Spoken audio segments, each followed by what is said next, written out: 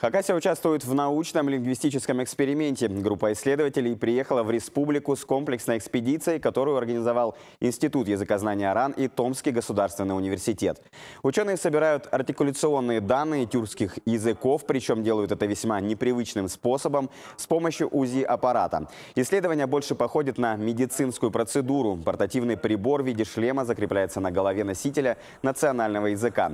При произношении определенного набора слов научный сотрудник фиксирует движение.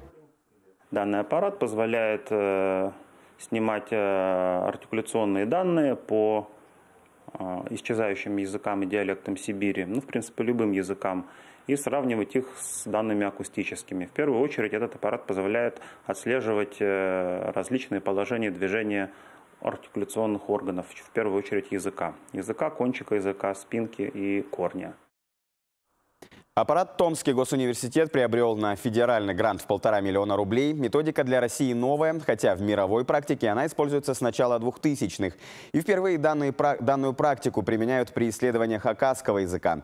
Экспедиция намерена посетить всю Восточную Сибирь. По результатам удастся описать диалекты всех тюркских народов, проживающих на ее территории.